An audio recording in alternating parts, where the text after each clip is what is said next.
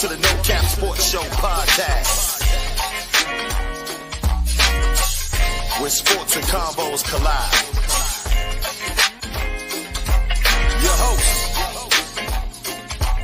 Fredo, Mo Money, J Will, Millz Lane, and Kobe, the Cobra Turner. Authentic, unapologetic, no edits, no cap. Let the convo begin.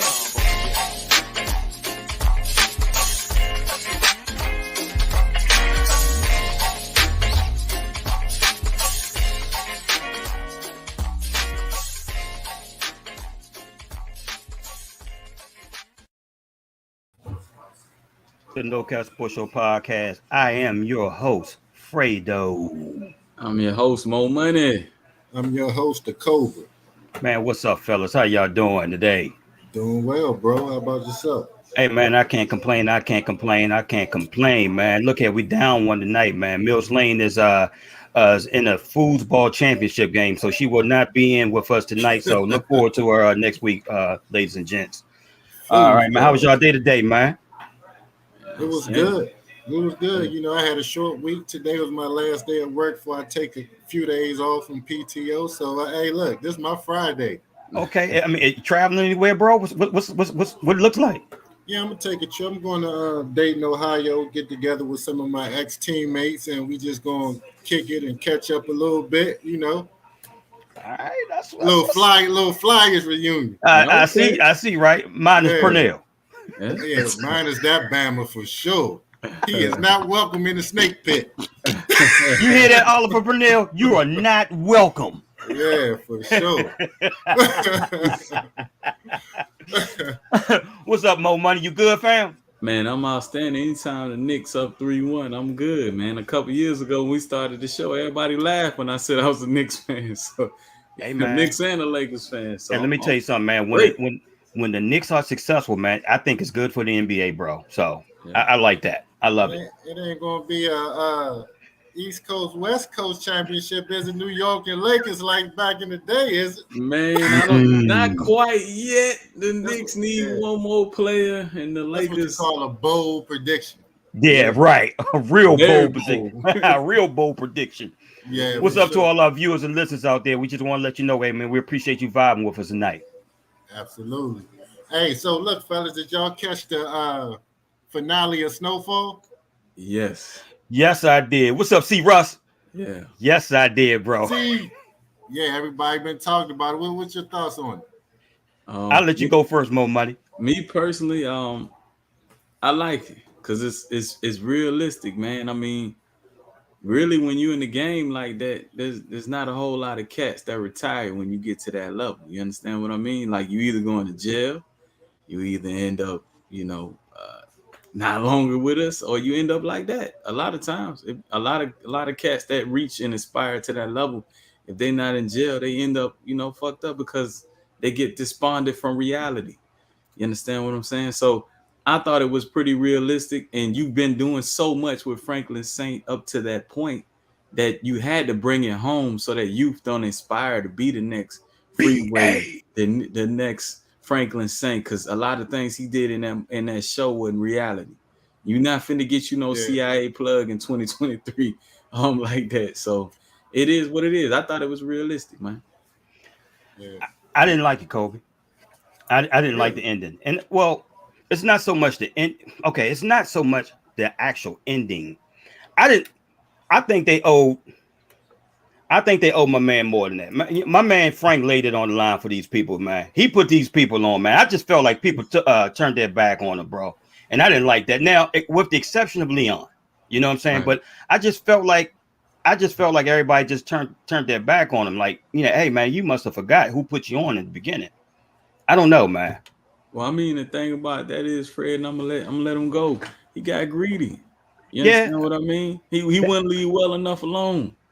Yeah, but to your point, Mo, I liked the end. I was shocked at the ending, but I liked it because I think it sent a strong message. I think what they were trying to depict there was in that game there's an addiction. Whether you're the one doing the dealing or whether you're the one doing the using, is an addiction.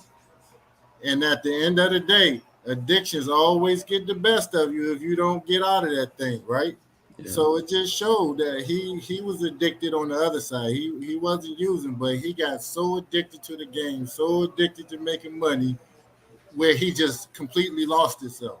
Yeah, C. Russell said it never ends well. Yeah, he lost himself completely. The way he spoke and treated his friends, his mother, his baby mother, everything.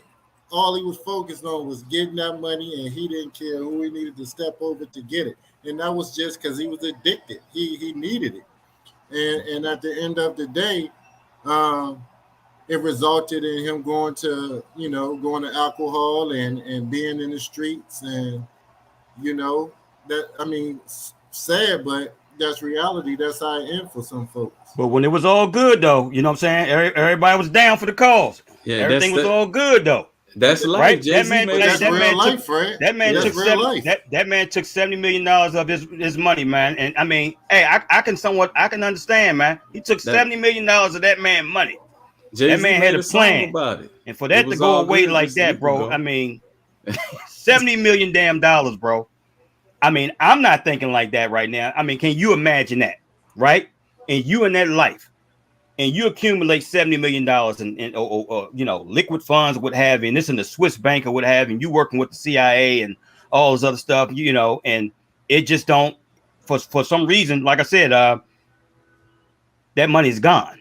First of all, you just gonna turn a blind eye and be like, hey man, The first time I realized I'm working with any 3-letter agency, I'm out. You know what I mean? I'm out of there. Soon at CIA, FBI, DEA, I'm out of there. Hey man, C. Russell said it best. He put many people on that diet. Bottom line. I'm out of there, man. Because like when you already don't have control of yourself in the game, but now you're working with a governmental agency that definitely has all the power structure. They controlling your every move. He had a chance to walk away clean. At the time, he still had his businesses. He could have found another way to funnel that money. He was a very intelligent man. He had his old lady there. He had a chance to just walk away. The CIA did him a favor, actually. You know what I mean? If he'd have walked away when he did, he might have got caught up in an indictment, but that would have been it. Yeah, I agree with Mo. I mean, it was $73 million, but like the CIA dude said, that's my money. That's the CIA money. Hey man. You know what I'm saying? So and then just as well as he's about to get that money towards the end, his mom shot the dude. Oh man, that was damn, she was the Bam of the week for that. Yeah, man, come on, moms. Damn.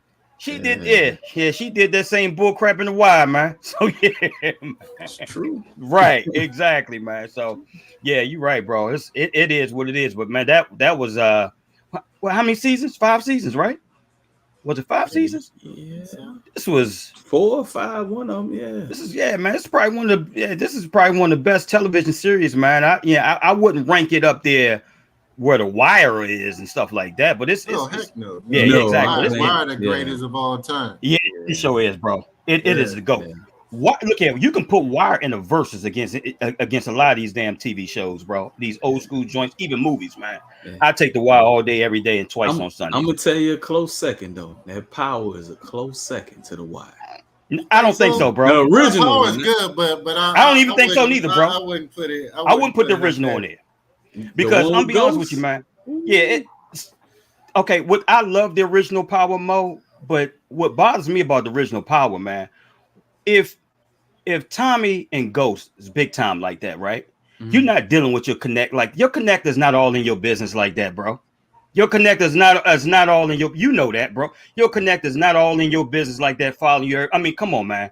Yeah. I mean, you big time like that, and you getting stuff off consignment, but that's another story for another day. I don't want the feds to be on, you know what I'm saying, all up on this show. So let's go ahead, let's go ahead and get away from this, man. Duly noted. Plus, Duly noted. Avon Barksdale was a real person. So, yes, yeah, exactly.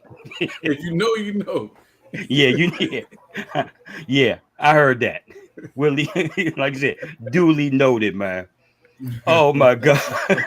Hey, C. Russell, we about to get in trouble tonight, bro. Hey, look here, man. I want to get into this NFL draft, man. This 2023 draft, man. You guys are you guys excited about tomorrow? Yeah, I'm always excited about the NFL draft. It's an event. You know, it's what, 4 or 5 days? It seems like it takes a month. Yeah, sure. Thursday, Friday, and Saturday. You are absolutely right, they bro. drag that thing out, ain't it cool? Yeah. 100 rounds, you know. But no, I'm excited though. The NFL draft is definitely an event. I'm interested in seeing what my team going to do. Well, they will be my team if they do right by my main man, number 8. But I'm interested to see what type of moves being made, what type of trades going to happen on draft day. So I think it's going to be a lot of action, a lot of stuff to see. Hey, Fred, you know why I like it, man? You know, you sit in a room sometime and people get paid millions of dollars for these jobs, and I know I'm smarter than them because they fuck it up every year. Like, you got people like this shit. We talk about drafting Will Levis over proven quarterbacks. Like, they've seen this movie happen. Come on, man. Every year, Mitch Trubisky over Deshaun Watson. We want to try to draft these projects when they don't have a resume, and they say stuff like, "This is the report card." Will Levis inaccurate. Mitch Trubisky inaccurate. But you still trying to take these guys. I don't understand every time, bro. Every single time, and then it sets the franchise back 10, 15 years. And you're right, bro. And while you're while you're making Will Levis look good, you're actually trying to bring people like quarterbacks like CJ Stroud stock down. Right. You know what I'm saying? You're talking about what is that test? That cognitive, as a cognitive test that they took. Yeah. In terms, man. Man. It's like the one. It actually replaced the Wonderlic test. Yeah. Mm-hmm. So he didn't do good. You know what I'm saying? According to the score or what have you. I think he scored like an 18. I know Bryce Young scored the highest, which is a 98 percentile. But I mean, come on, man. You judging this guy off. This is the stuff, guys, that pisses me off about the pre-NFL draft and stuff like that. And all these whispers and making these players look bad. At the end of the day, guys, the footage don't lie. You saw what that guy did in the Big Ten, and you saw what that guy did against Georgia. You know what I'm saying? In the playoffs. I don't understand that. In Houston, look here, man. You're on the clock.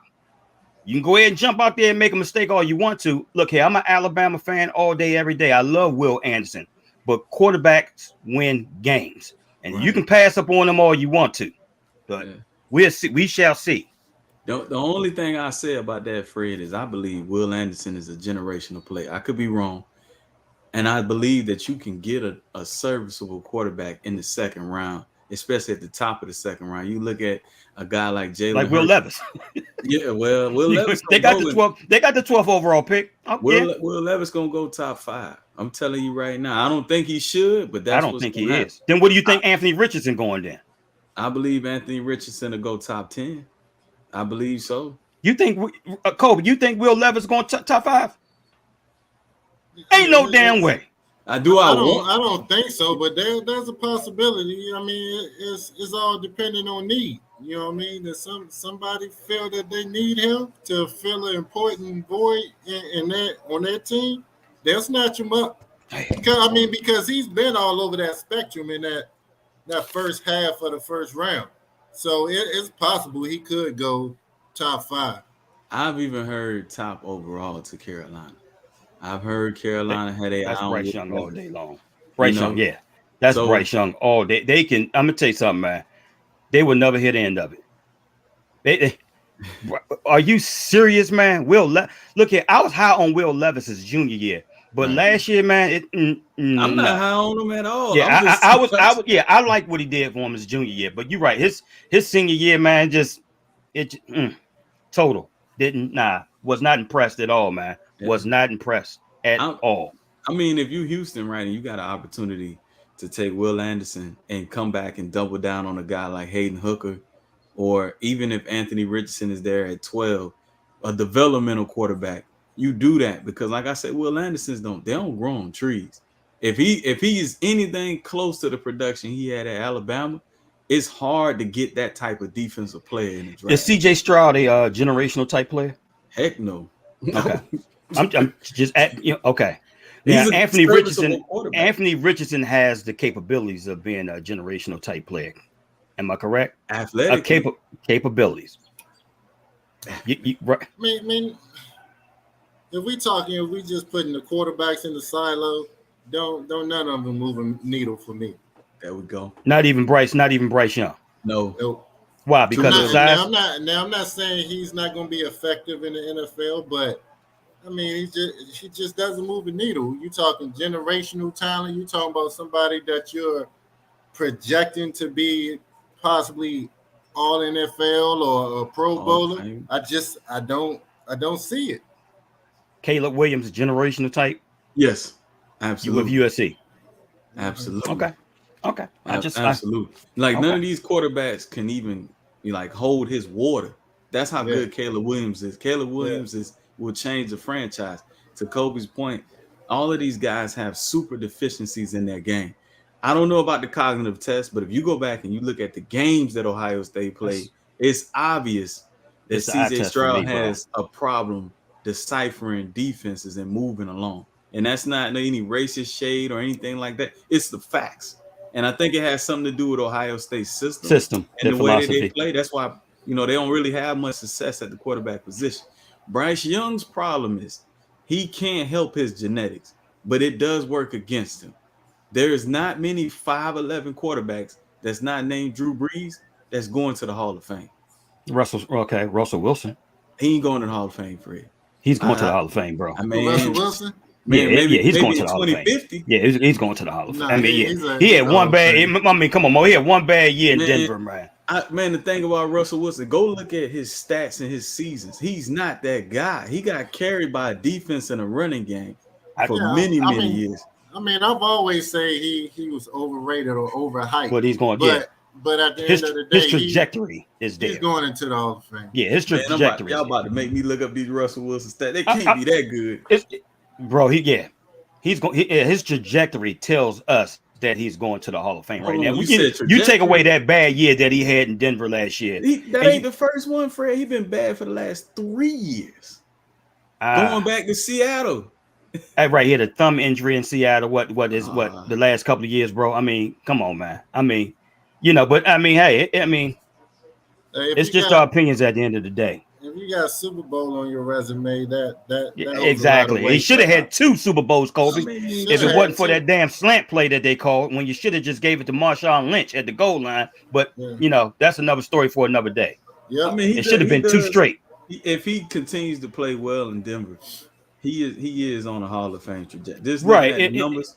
If he continues, because he's got 40,000 passing yards, 308 touchdowns, and 98 interceptions.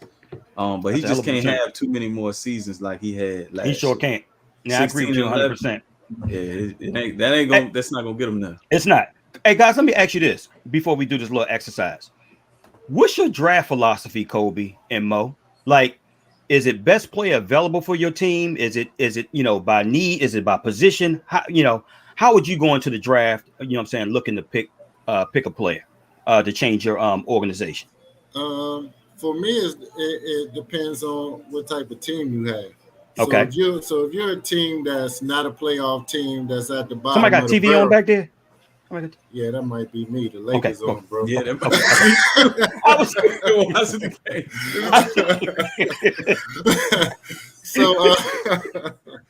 So like if I'm a team that's at the bottom of the barrel, not a playoff team at the bottom, I'm going to go with the best available player. You want to get the best football player in the draft. Yes. Now, if you're a playoff team and somebody that has contending hopes, you're going to get the player that you need that's going to fill a void that's going to help you get over the top. All right, take my team for example. You got the Ravens. If they get Lamar Jackson back, everybody know the main thing that they need is exterior weapons. They need wide receivers. So I'm looking for the best wide receiver in the draft because that's not going to do nothing but make our offense even more potent. It's going to make Lamar Jackson, who's already a superstar quarterback, even better in terms of the passing game because now he got people that's actually getting separation and he can throw in the ball accurately and they can, you know what I mean, and they can move the needle through the air. So that's how I approach the draft. Okay. For me, Fred is always best player available according to my draft board. And I'm setting my draft board up based off of film, based off of my scouts' opinions of everybody in the room, regardless of need or whatever. I'm always draft the best player available according to my draft board. I give you an example of something, right? Let's say a quarterback is there and it's Jalen Hurts, and I already have a quarterback in Carson Wentz. I'm still taking Jalen Hurts because if he develops in who I think he can develop in, there are going to be other teams that'll call me eventually and want to trade for him, and then I can use that trade, that capital later on, right? True so story, I'm bro. always going to take the best player available according to my draft board, and my draft board might not jive with your draft board. An example of that would be last year with Tyler Smith. The Dallas Cowboys drafted Tyler Smith, and no one had him in that projected in that spot. But he was in the if they voted offensive lineman for rookie of the year, he could have been in the running for rookie of the year. That's true. Yeah, he had a pretty good season, man. He had a pretty good stellar season. He did, man.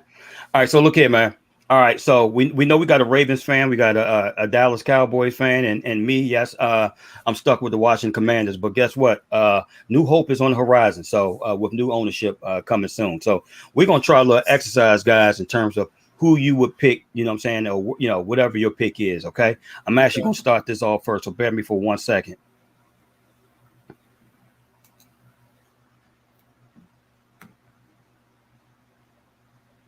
Bear me for 1 second.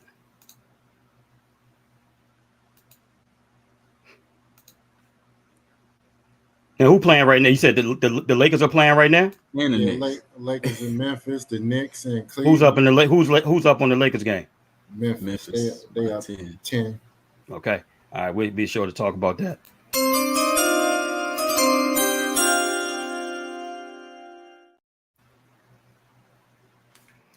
With the 16th pick out of the 2023 NFL Draft, the Washington Commanders select Donnell Washington, offensive tackle, Tennessee. All right. Good pick. Good pick. All right, we're going to try this again.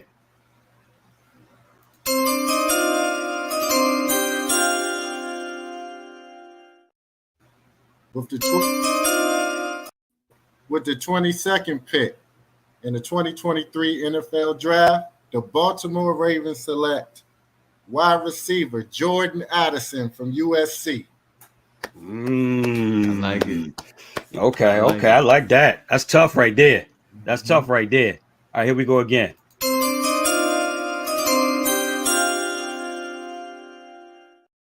With the 26th pick in the 2023 NFL Draft, the Dallas Cowboys select wide receiver Zay Flowers out of Boston College. That's tough. Is he an X or Y? He can play all three. That's that kid out of Boston College, right? Yes, it is. Yes, yeah, he's nice. Hey, we get Michael Gallup up out of there. It'd be him, Brandon Cooks, and CD Lamb. Ooh, John Q. Blessings to all my good guys on the panel. Hey, man, we appreciate you, fam. We appreciate you. One love. We appreciate you. Yeah, it's definitely going to be it's definitely going to be a good night tomorrow, man. I cannot wait. But like you said, Kobe, man, they got this thing dragged out Thursday, Friday, and Saturday, man. But you know what? I'll be tuned in, bro. I actually pay attention to Saturday more than anything because I pay attention to like the 5th, 6th, and 7th round draft picks. That tells me how good your organization, especially your GMs, really are in terms of finding diamond in the roughs. You know what I'm saying? They can possibly produce for your team. So yeah. Yeah, that's what Baltimore excels at. Right there, bro. They really do. I trust their organization. I don't like what they're doing with the Lamar situation, but I do trust their organization. Dallas, you ain't too far behind, bro. From a business standpoint, they doing the right thing with Lamar Jackson. You know what I mean? We don't like it, but I mean, as an organization, your job is to try to squeeze as much money as possible. That's just that's business. I don't like it, whether we like it or not. Yeah, it's good. It's good business for Baltimore. And to be honest, they're not treating Lamar Jackson any differently than how they've treated their superstars over the years in the past. I mean, Ray Lewis had to fight and scratch to get the bread that he got. So I mean, they'll pay, but they never overly pay their superstar players. And they're sticking to their script. Yeah, because we got to understand too, Baltimore is not a major market. You know what I mean? This is not New York, LA, Miami. So he got to do what he got to do, the Bisciotti family, to protect that bottom line. Yeah, I just want them just to remember that Lamar Jackson is box office. It's true. You know what I mean? Because do they believe that though? They got to. They've seen their ticket sales in the last 5 years. They've seen the success that they've had in the last 5 years. They got all the power, bro. They know what this means. They got all the power, man. They do, but they know what this man means to the team. Like I said this before, out of all of the players in the NFL, Lamar Jackson reminds me most of an NBA player. You know, that one guy that really doesn't have a supporting cast around him, but still take him like as an far AI. as he can take like them. And they overachieve like AI did, like LeBron did his first stint in Cleveland. That's what he reminds me of. And you got to pay a guy like that, especially on the football field, because he's giving up a lot of himself. I wish that guy get an agent though. I really do, man. I don't see this. Like I said, I don't see this working out. You know what I'm saying? At the end of the day, if he don't get an agent involved, man. But like I said, we shall see. Hey guys, did you guys see the fight this past weekend between Tank Davis and Ryan Garcia? Yeah, I did. I saw it after the fact. I didn't see it live. I was on a staycation this past weekend, and I couldn't find anywhere where I was at that had the fight. Jeez. Yeah. But I saw it after the fact, but the result is what I expected. Exactly. Impressed? Is Tank Davis the face of boxing? Right now, yeah. Okay. But you better. Shakur is coming. Yeah. Okay. Now, I'm glad you brought that up, and we do know Shakur is coming. Is Shakur right? Is Shakur ready for him right now? Shakur Stevenson, that is. Is he ready for Tank Davis right now? Well, if they fought right now, it's possible Shakur can beat him because of their styles. You know, Shakur is an elite defensive fighter, and he's kind of like Mayweather in a way where he's accurate with his punches. You know, when he doesn't throw wasteful punches. When he throws them, he pretty much lands them. But Tank don't either. He doesn't, but I'm just talking. But with Shakur's defense, you know what I mean? He's going to force Tank to miss some of those shots that he's used to landing. Right. But what I will say, I think Shakur needs just a little bit more experience. You know what I mean? A little bit more. He's starting to get his grown man strength as he get older. So once he get, grows into his body a little bit more, get a little more seasoning as far as work in the ring, then I think that will be the fight that, that'll be the fight of the decade probably. When they find it's going to replace that Spence. Yeah, it's definitely going to replace that Spence fight. Yeah, but first and foremost, Shakur and Haney, they need to get it on. They need to get it on right now. If Haney gets past Lomachenko.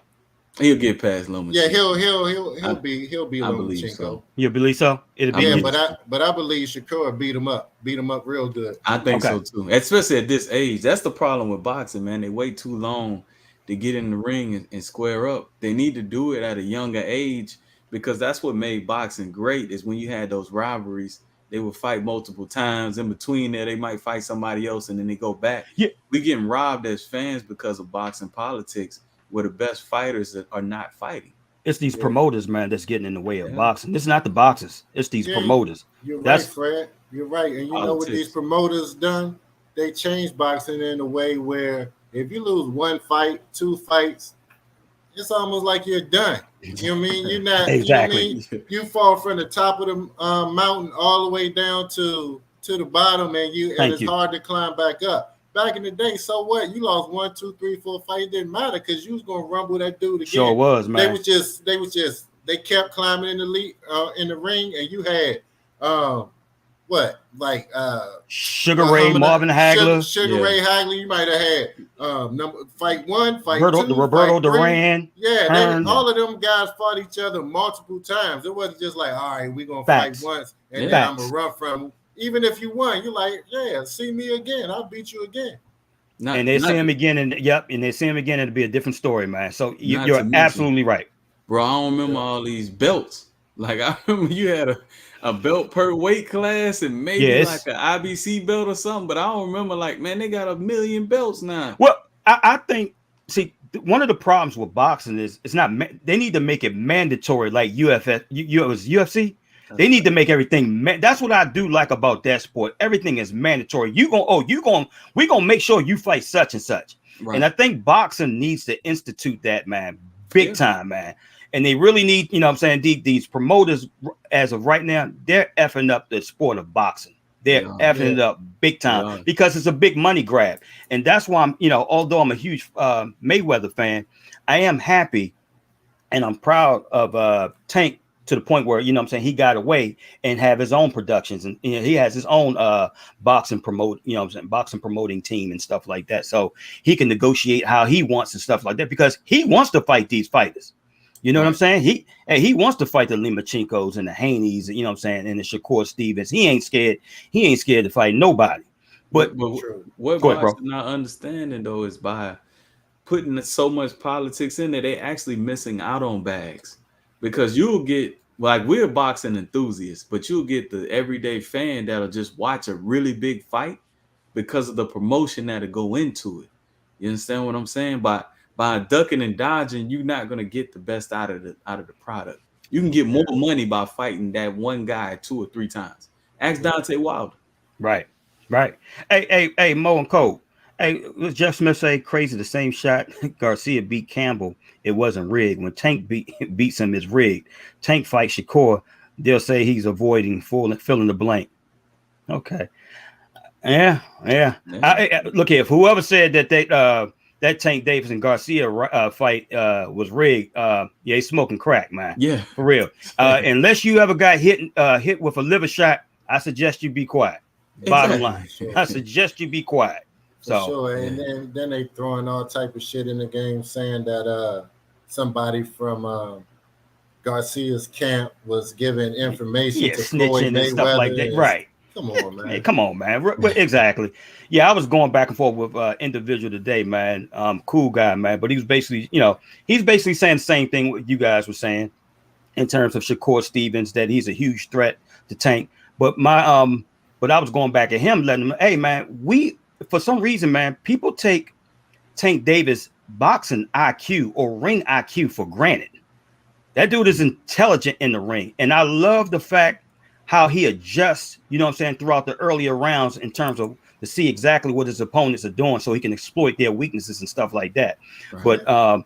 But my man was saying that, he just sets traps for him. So I'm like, hey. Well, look, you know where family tree comes from.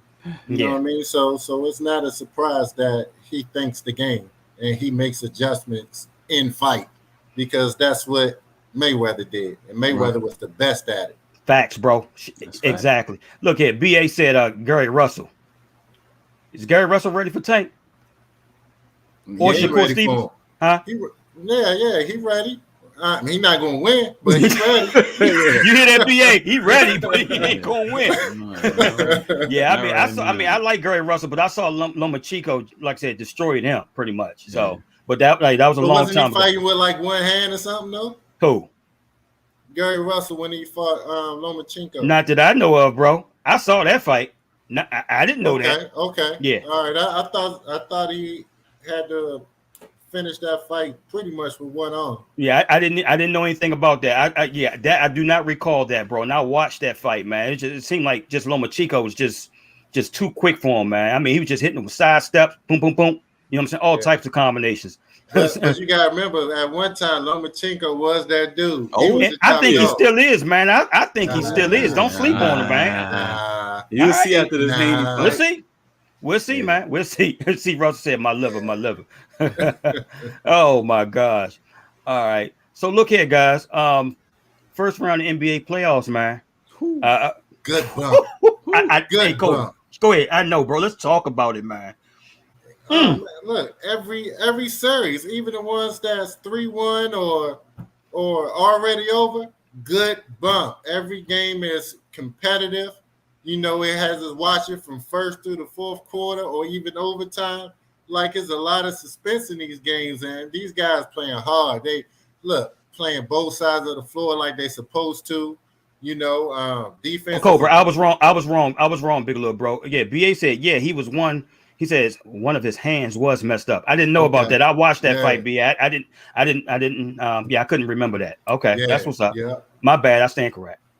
It's all good. My bad, bro. I didn't mean to cut you off. Go ahead. No, it's cool. But I was just saying, like, the defense is making it really hard for offense to get off.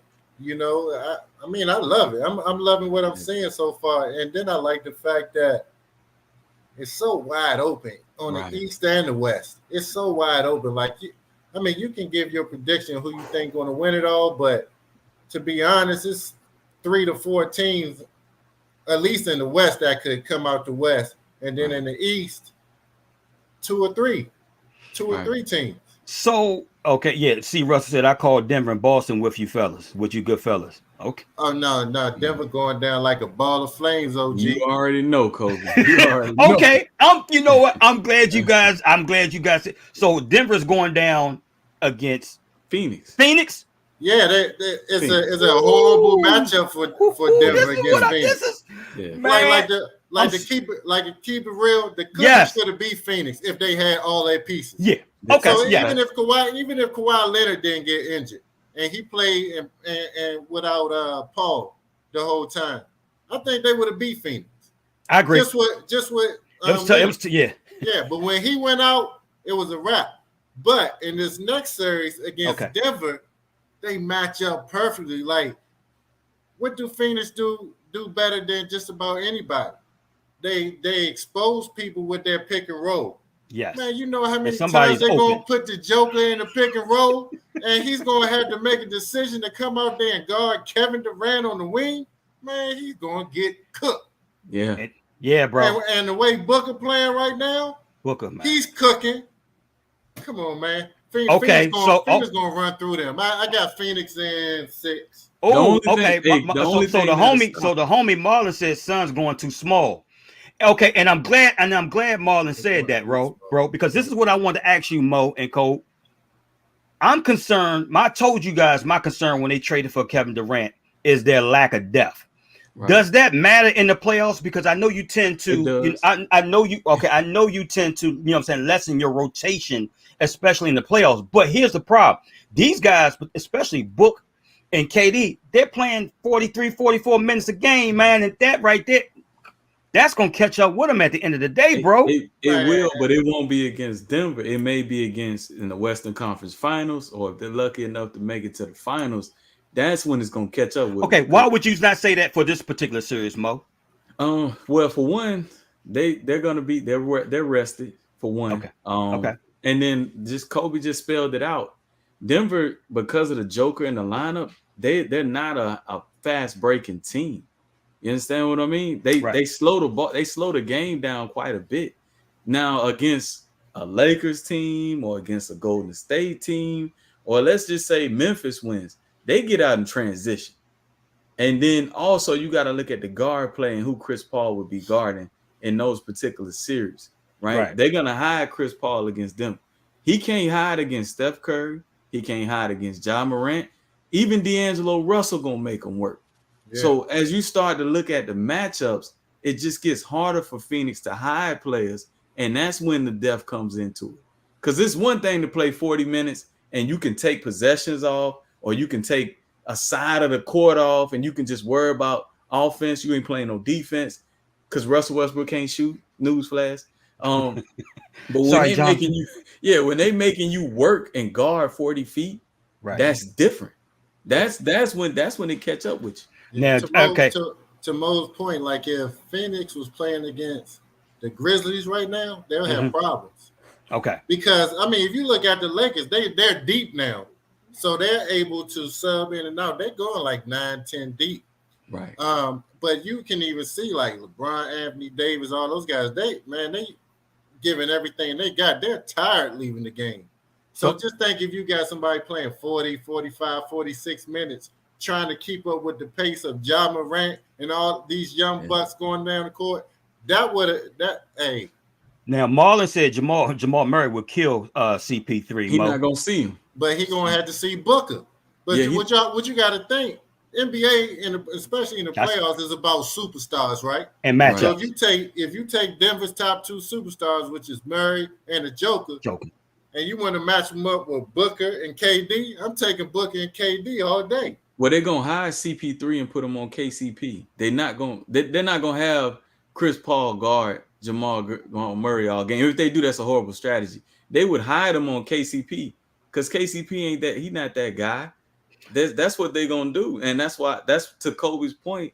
The attrition is not there yet because they can hide players within the scheming system.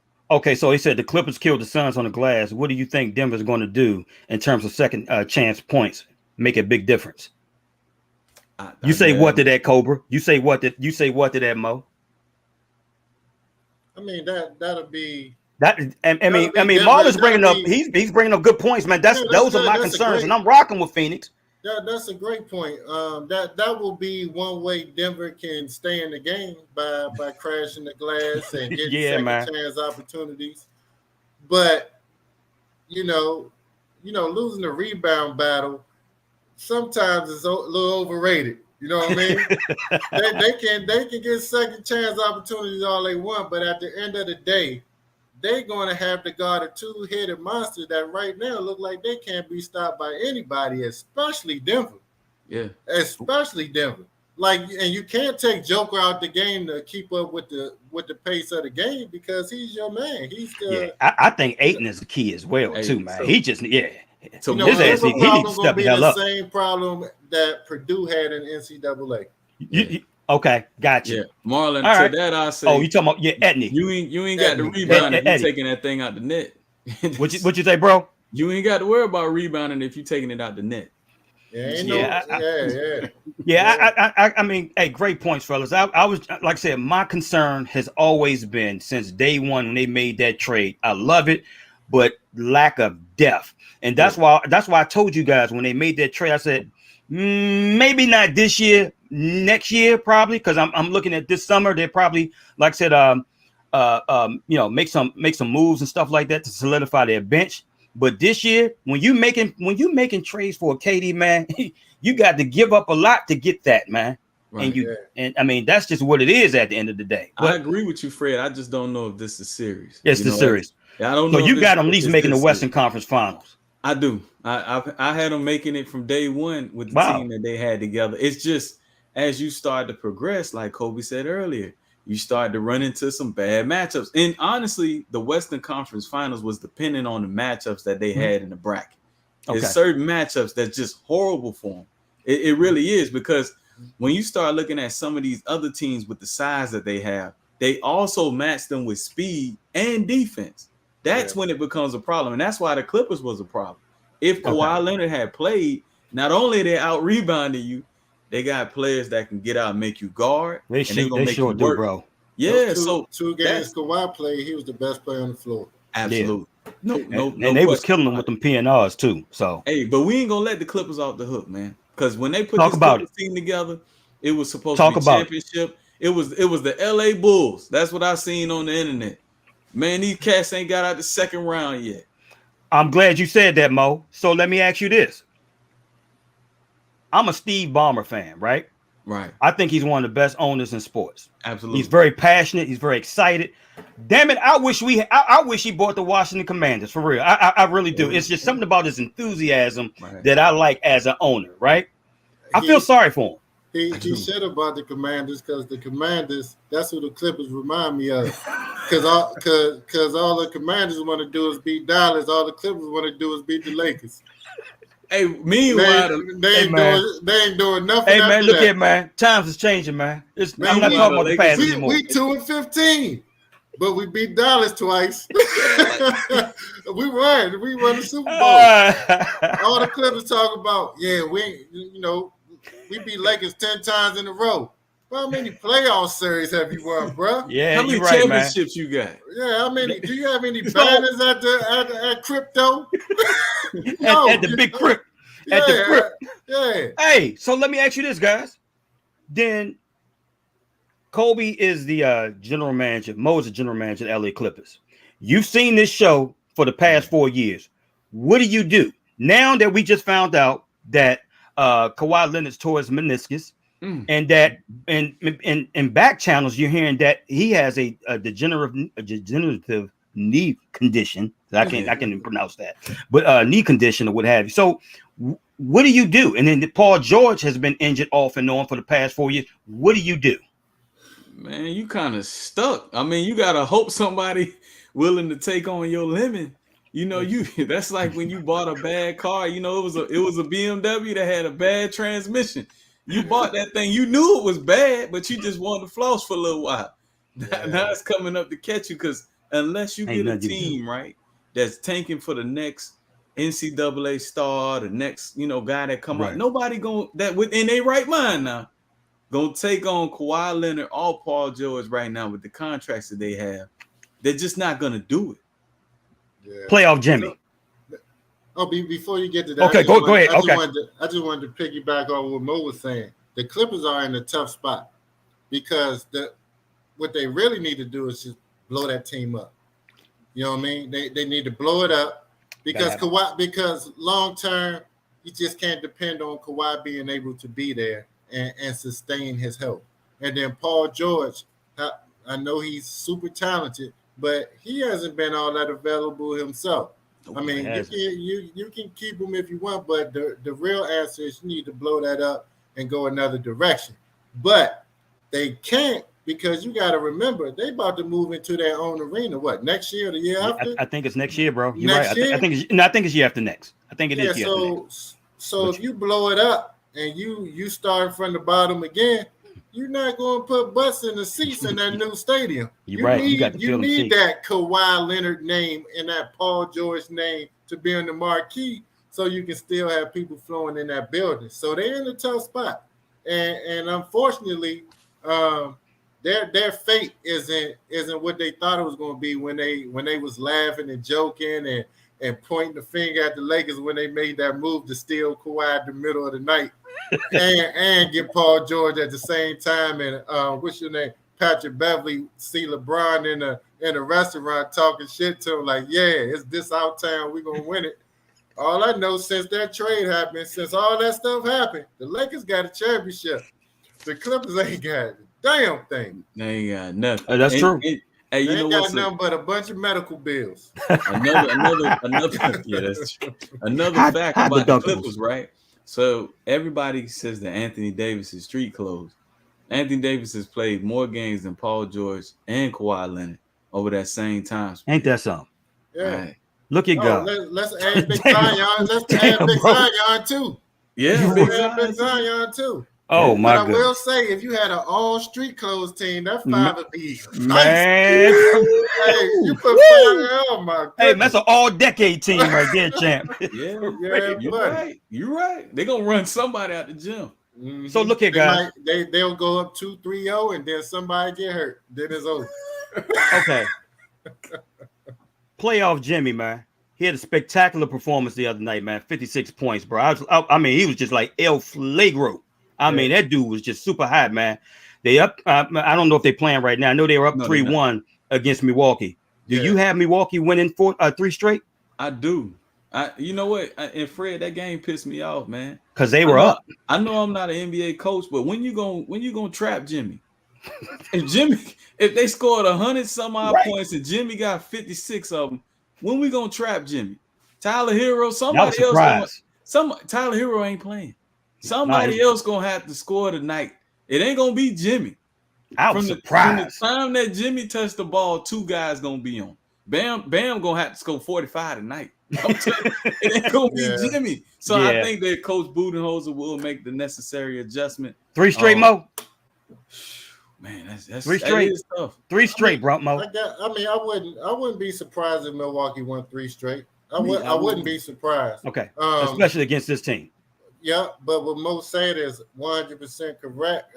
Budenholzer need to make some adjustments in terms of taking Jimmy Butler out of the game offensively, because pretty much he's the only offensive weapon they had. You got to remember, Miami was the worst scoring team in the NBA this year. Yes. And they struggled to score offensively. They did, bro. So if you're going to let one person score 56 points, that's shame on you.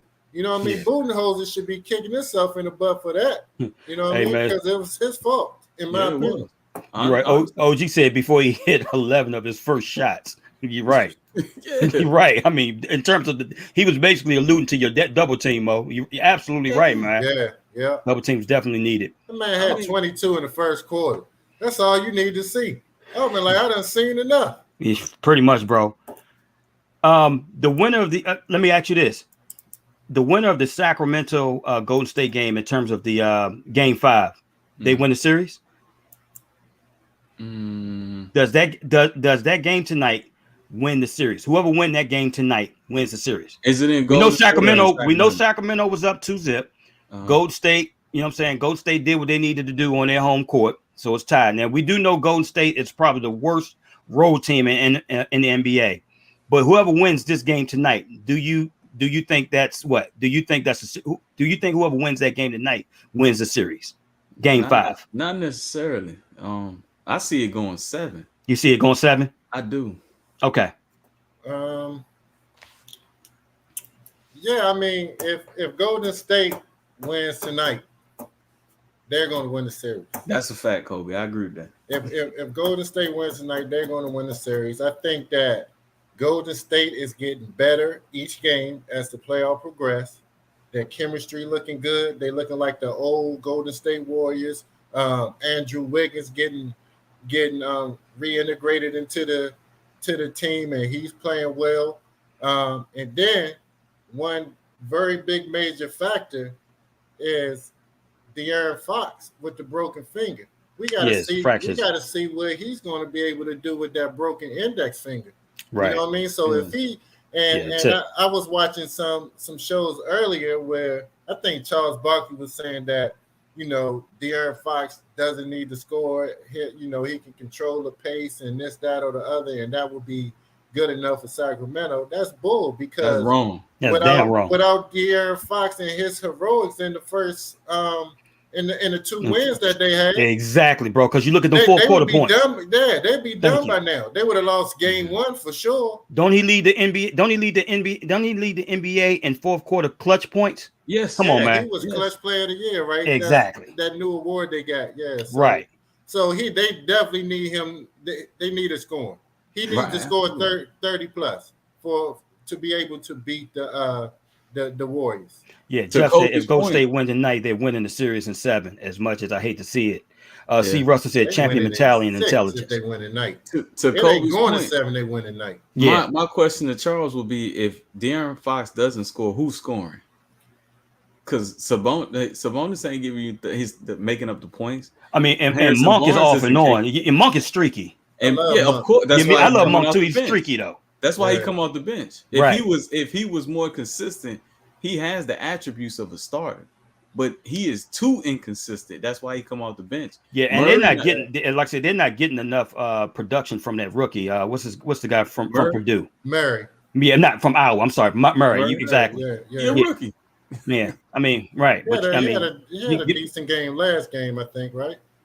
Yeah. Okay. Yeah, he did last game. And I think the game prior to that too, but he a rookie. It's gonna be inconsistent. Absolutely. And then you got to remember they playing against a 4-time world championship team. This team in the last decade has been the it team. Pretty And much, bro. they have the experience, they have the confidence, they have the swagger. So you can't come Can't into never that count them out. game with a 6-shooter but only got 5 bullets. That's not going to work. Great That's not analogy, bro. Yeah, that's not going to work against Golden State. Not at Okay. all. So let me ask you this, Mo. Mhm. I know, like I said, I know people was upset this summer that the Knicks didn't go after Donovan Mitchell. Are you happy about that now that you didn't go after him? Because I said that at look the time. what you didn't give up. Right. I said that at the time. You asked me. Well, we had 2 shows about it, right? Okay. One, I said I did want to pursue Donovan Mitchell if the price is right, because I saw this Donovan Mitchell. I saw it in Utah. It's just the floor spacing used to be terrible with Rudy Gobert in the middle, but that's neither here or there. Right. And when the price got too high, I said, okay, I'm glad they pulled out, because I told you guys this like last year, this time too. The NBA has changed. It is no longer where you can roll the ball out and go with 2 superstars and win a championship. You have to have at least 4 to 5 to 6, maybe 7 quality NBA players to win a championship. If the Knicks had made that trade and gave up RJ Barrett and potentially Mitchell Robinson and Quentin Grimes and all those picks, one, we wouldn't have Josh Hart, you wouldn't have the depth, and you wouldn't have Mitchell Robinson. Mitchell Robinson is one of the key factors. He's outplaying both of the Cleveland bigs right now.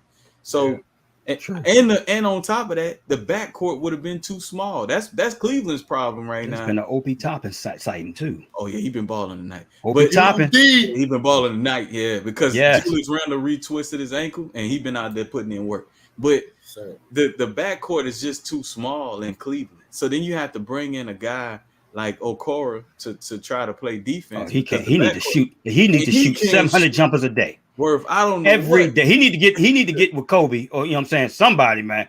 Just shoot 700 jumpers a day. Because he can't. He cannot hit an open jumper for nothing. Yeah. Nah, he'll be like 1 for 5. Right. 1 for 7. Nothing timely or anything about that, bro. Gosh. Yeah. Yeah, but yeah, I mean, well, we'll see, guys. Okay, guys. Final subject before we go ahead and retire for the night. I want to know from you guys. Give me your top 5 superstar athletes that wore jersey number 34. And this is all for the viewers and listeners as well. Top 5 superstar athletes that wore jersey number 34.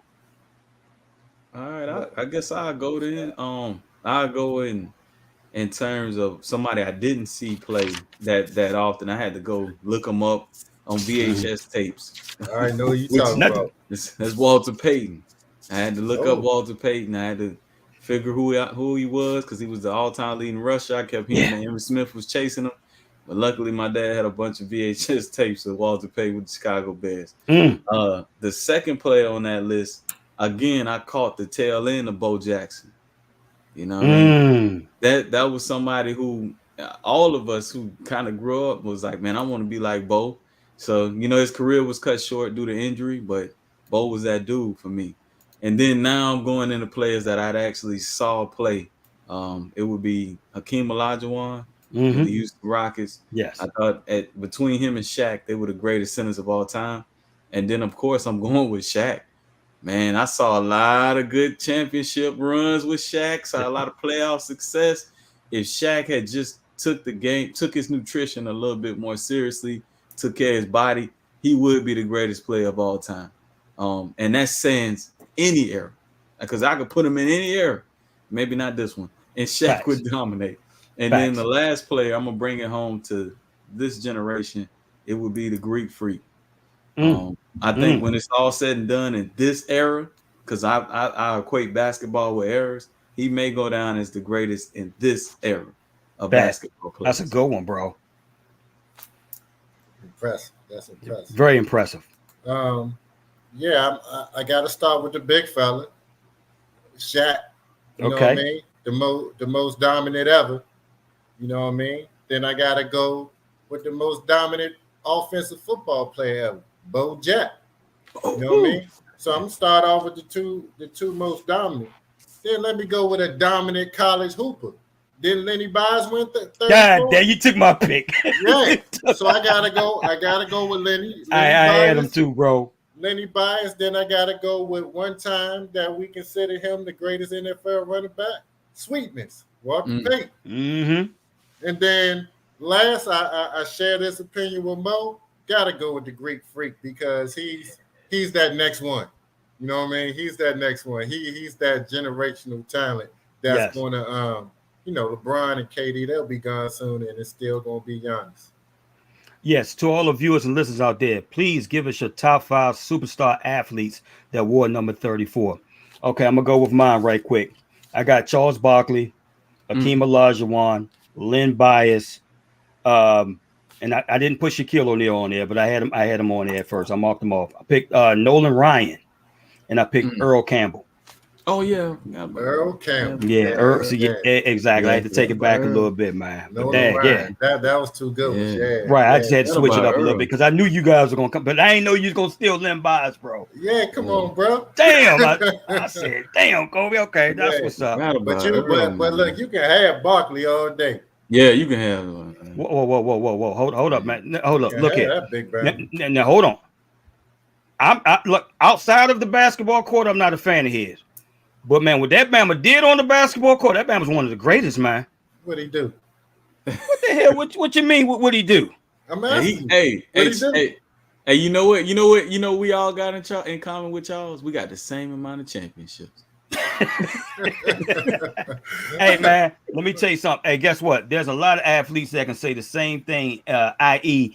Allen Iverson, i.e. Tracy McGrady. There's a lot of darn former players that say the same thing, that they was a championship short. We not gonna put Tracy and AI in the same category. No, we're talking about on the court, bro. Produced on the court. I'm not talking about personality. Again, I'm not a Charles Barkley fan outside of the court. But it's different. I know, bro. I get it, but you can't. But you never answered the question. What did he do? No. I'm gonna he's a Hall of Famer, bro. Stop that foolishness, man. Hey, what did he do? He played power forward, right? Stop that foolishness. Hold on, Mo. Stop that foolishness, Kobe. For real. You got to take away your biases. Take away however you feel about Charles Barkley. What that Bama did on the court. You know what I'm saying? That Bama's a first ballot Hall of Famer for a reason, champ. I don't know. I mean, I get it. Everybody making it a Hall of Fame these days. Dennis Rodman's first ballot Hall of Famer. So what are you saying? Hey man, all I know is this, Kobe and Mo. The footage don't lie. I watched him from 1984 to 1997, 1998, before he tore his Achilles with the Houston Rockets. He was a problem. You can say what you want to say. And look, I'm not defending him. Griffin. You're gonna compare Charles Barkley to Blake Griffin on the court? Man, stop that fool. I'm about to take all your credentials away from Dayton, man. For real. Matter of fact, I'm going to Dayton with you. I'm going to Dayton with you, man. This is embarrassing. Answered the question. What did he do? I mean, like I said, he's one of the best power forwards that ever played, bro. That's what he did. He was not the best power forward. I just said he was one of the best power forwards that ever played. I didn't say he's the best power forward that ever played, but he's one of the best. You wouldn't acknowledge that, bro? You two can't acknowledge that. He's top five. He's top five. Hey, he's one of the best. To all the viewers, to the 4 or 5 viewers on here right now, chime in. No matter how or what you feel about Charles Barkley, we're talking about on the court performance as well. Is he a Hall of Famer in your book? Did he put in work? But hey, so also for we talking about the best 34 out there, right? So is Charles Barkley better than Akeem Olajuwon? Hell no. Is he better than Giannis? Hell no. That's hell no twice. Would you take him over Bo Jackson? Hell no. Earl Campbell. Did you just? It looks like I said, bro. I mean, let me tell you something, man. Hey, bro. I like Charles Barkley I'm sorry, bro. I like Charles Barkley on that court in between them lines. I get it, but I'm sorry, bro. Like right now, as a commentator, but see, y'all throwing shit in the game, though. Y'all throwing shit in the game right now. We talking about the best 34 that we can. I mean, the best that ever wore 34. And you mean to tell me y'all shitting on that man because of what? Because of his commentary. It's because of his commentary. No, right? Because he ain't better than the other 34s we named. That's. Hey, Fred, tell me this. Let's use Charles Barkley's criteria. Right, but I'm not here to use criteria. Let's use his criteria. He's okay, so go ahead. quick. Because you guys want to move the yard marker. He's quick. He's quick to criticize your guy, Kevin Durant. Absolutely. I don't like him. Talking about he's the bus driver and all that stuff. Okay, so I'm with you, bro. So what did you ever see Russell said Chuck is greatness? Barkley was in the finals against the Bulls and couldn't get it done. And couldn't get it done. But he went to that Phoenix team because the Phoenix team had the weapons that he thought he needed to get over the hump. Oh, you talking about the Rockets? No, I'm talking about because he left Phoenix to go to the Rockets as well. Yeah, but the Phoenix Suns is the team that went to the finals. And they were loaded. And they was loaded. And they couldn't get it done. You know why they couldn't get it done? Jordan. Because he was swinging on Jordan's nuts. If he would have played ball like he, viciously like he do with everybody else, maybe they had a chance to win. But he too busy on the Dream Team tour bus singing, "Sometimes I dream, here's me." Come on, man. He wanted to look. He's sad right now because Michael Jordan kicked him out the circle. He's sad right now. Yeah. And that's one of the, and Kobe brought up a good point, man. Like, that's where I lost a lot of respect for Charles, man. When you start talking about the people that was on that Phoenix Suns team, man, with Kevin Johnson, Dan Marley, all those players that was on, man, that was a loaded squad, man. He had enough talent to beat the Bulls. Let's not get it twisted. This ain't no LeBron but Michael James. Jordan factor into all that, bro. Come on. Karl Malone and John Stockton can make the same damn argument, bro. I'm gonna be honest with you. I thought the Phoenix team was better than the Utah team. Yeah. Hey, tomatoes. The fact of the matter is that Michael Jordan factor was something else, bro. I mean, he stopped a lot of people from winning championships, man. It is what it is. I want to hear he did, Michael Jordan. Only thing we're talking about, we got away from topic. This is top 5 superstar athletes that wore number 34, and all I said was Charles Barkley. And if you look in the comment section, it's probably about 4 or 5 that said Charles Barkley as well. I don't care for the guy. I don't. All I said, Fred, you can have him. Nah. That's all I said. You the one started this whole debate. I just said you can have him. You threw it back at me saying, man, what did he do? What did he do? Hey, but Fred, though, to Kobe's point, man, it's hard to. You can lose credibility for what you have done in the past by your actions today. When you out here acting like a clown and you say stuff like, man, I'm glad Dylan Brooks going at LeBron. 2 days later, you like, man, the king is giving that young guy the business. Man, pick a side and ride with it. You say stuff like Kevin Durant should be diminished because he jumped on the squad when you did the very same thing. I've heard Charles Barkley drag Karl Malone through the mud. Right. I've heard him talk about Kobe's characters when he was living. God bless the dead. I've heard him say so many things, and then we all forget about. Which, it doesn't really matter what he did off the court, but he wasn't a saint either. No, he wasn't. It's hard. I get what you guys are saying. I don't disagree with nothing that you guys said. I agree with you guys. But I'm just talking about in between the lines, 94 feet, man. That was a bad mother effer. And you can't deny it. I'm sorry. He's not even top 3 in the Philadelphia 76 organization. That's a fact. He's not top 3. That's a fact. No. He's top. Let me think about that for a minute. You got Dr. J, you got Moses Malone, you got Allen Iverson, and you got Allen Iverson. That's 1, 2, 3 right there. I don't care what order you put him in. You're not going to hit no Barkley. Well, shit, he top 5. You put him in top 5, man. And now, yeah. Oh, matter of fact, Embiid number 4. Oh man, see, you know what? So he's not top 4. Hey, they got the same number. Embiid got some more work to do, bro. Stop that foolishness, man. Embiid got some work to do, man. Embiid got some work to do, man. Harden going to be a first ballot. First of all, you know what? I'm revoking all your privileges, man. For real. I don't care. I'm revoking. You need your basketball privileges are suspended for the foreseeable future. Hey, Kobe on to something. What? Name all the organizations he played for. He ain't in top 3 of none of them. Who ain't? Wow. Charles Barkley ain't in top 3 of what? No organization, he played in the NBA, he's not top 3 in that organization. He's not top 3 Rocket. He's not a top 3 Sun no more. He's a first ballot Hall of Famer, an Olympian. What more do you want, man? He's one of the he's one of the best players that wore 34. They make a lot of Olympians and non-champions in basketball. Hey, he was on the first. Hey, look here, he was on the first Dream Team, brother. And like C. Russell said, MVP in Phoenix, man. He just ran into Michael Jordan, bro. That was just a buzzkill at the end of the day. There, that's a little diminished. Huh? Isaiah Thomas ain't on that first Dream Team. So and he should have been.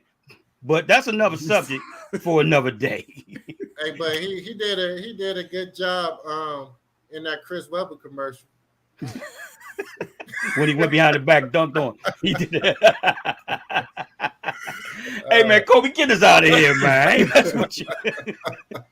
Hey, look, everybody, thank you for watching the No Cap Sports Show podcast. Go on to our website, go ahead and subscribe and hit that like button so you can get the notifications every time that we come on. We appreciate all of our viewers and listeners. Hey, tune in with us again next week on Wednesday at 8 o'clock. We definitely going to have something fire for you again. Peace out.